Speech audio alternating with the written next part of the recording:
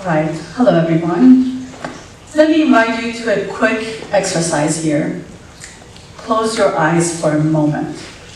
Now think about a place you really know well.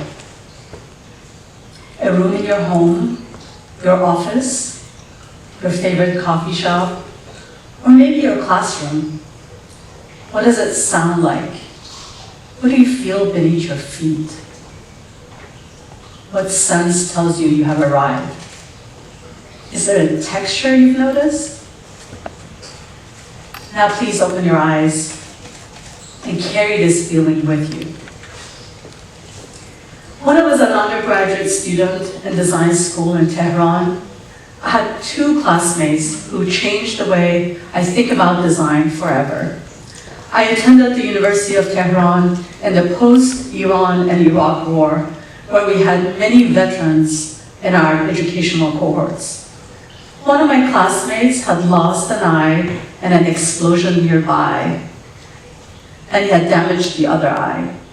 The other one, legally blind because he had been exposed to a chemical gas named sarin. You might have heard of it. Being visually impaired didn't stop my classmates from attending design school. In our graduating class of 14, we presented our projects side by side for 4 straight years. There were just 14 of us, so we got to know each other really intimately. But something very incredible started to happen.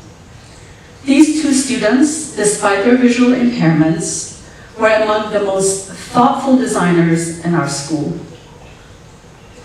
Their work was intuitive, it was grounded, and it was often considerate of how people feel a space and experience a space without sight. And the rest of us began to notice. Imagine how our designs would be felt, would be heard, and navigated, not just seen. Our two students became the most valuable classmates I've ever had. I ran all my projects by them to just understand how to navigate through a space and how to navigate through all senses. They became my citizen experts.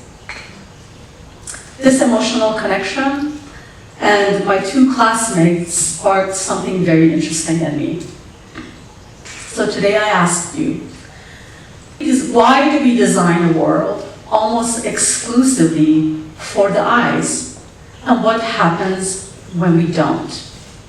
Juhani Palasma, a Finnish architect, in his 1996 book, The Eye of the Skin, argues that the consideration of the sense of vision as the most noble sense and the suppression of all the other senses has resulted into an overall impoverishment of our environment.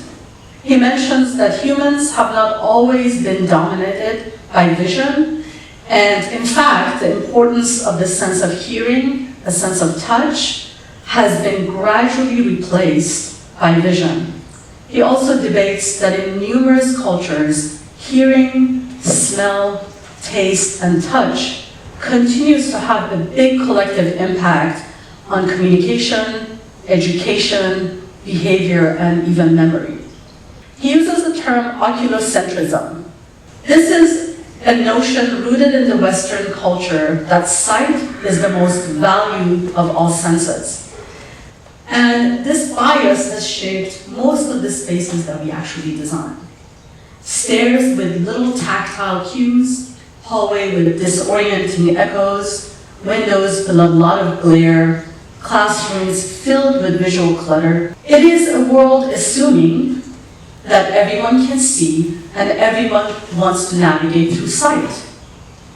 We also know that there are 500,000 American children that are visually impaired. And out of those 500,000, 3% of them are legally blind, or all blind. So the rest of them see color, see shapes, and see lights and form. And we know that in our American classrooms, 75 to 90% of learning happens through a visual pathway. So I ask you this, What if people who make decisions about school design embrace the full spectrum of human senses? The school administrators, structural engineers, facilities managers, architects, teachers. Now in my architecture studio, we collaborate with an orientation specialist. We try to understand how to incorporate all senses into our spatial designs. We work together to experience what it's like to be visually impaired. We wear low vision simulators, put on blindfolds, and walk around our spaces with white canes. Then the students compare the memory of the spaces with their newly found sensory experiences. It's a profound experience. The first moment of this experience is disorienting and very uncomfortable. We hear the tap of a cane against metal. We feel the difference between smooth tile and textured concrete. We notice echoes that help or hinder our orientation, and we drag our fingers along the hallways. Sometimes we get on and off the bus, as you can see here, and we even pour hot coffee. That's a scary moment. There is a point that the absence of sight is replaced with countless sensory information. It tells us how to move, where we need to go, cues about paths, and where we are in our spaces. They come together to orient us. For people who use their sight all their lives, it takes a while to trust this sensory information. But when you do, it's strong and empowering. We learn about how it feels to trust sound, touch, temperature, and scent. When we reduce the sight from the equation, we begin to discover a rich sensory world, a world that is already there, but we haven't been designing for it. One of our students said that he's been walking through these corridors for 4 years, maybe thousands of times, but with his eyes closed and with the absence of vision, he feels confused and scared. He says, I never realized how fragile independence can be when the spaces are not designed for you. This exercise has changed our design thinking, and more importantly, had brought a lot of empathy into the next generation of architects. So the challenge is, how do we take this sensory experience, the empathy, and embed it into a real design process? This very question became the heart of a one-year research project that I led with my students. The result was deceptively simple, but a powerful tool. A set of cards which at first glance may look like a simple graphic design project, but are far from it. These cards were created to facilitate communications between educators, students, stakeholders, and architects, everyone who is involved in the process of designing these schools. They allow people who don't share the same expertise and not share the same professional language to come together and share other things together. They might not have the technical, experiential, or cultural language, but what it does, it breaks down some of those barriers. Each card represents a specific design strategy. One side uses a simple, jargon-free language to describe the idea that has a potential positive impact, and the other side presents a sketch, a very simple sketch, and a picture of a real-world scenario. We designed them to be approachable, portable, and engaging. They aren't precious at all. They're meant to be destroyed. They're functional. You can lay them on the table. You can discuss a lot of issues that you're trying to design for, and you can even write on them. My students conducted a lot of research to get there. They reviewed successful and unsuccessful design projects. They studied universal design, they interviewed orientation specialists, and they researched communication, and they even looked at how to use card games. As these cards took shape, we organized them into different categories. These are for clarity, for acoustics, for environmental sensory, for pathfinding, materials, textures, and lighting. These categories weren't chosen randomly. We actually used our citizen experts to figure out how to categorize them. And we'll put them into real tests. We worked with Kansas State School for the Blind to engage their teachers, their facilities managers, their students, their staff, and a lot of people who are day-to-day involved in designing these schools and work with students. From their input, we are going to add Braille to our cards, and we're going to add QR codes that are voice activated so they can actually hear what these cards are all about. We're really proud of these set of cards, by the way.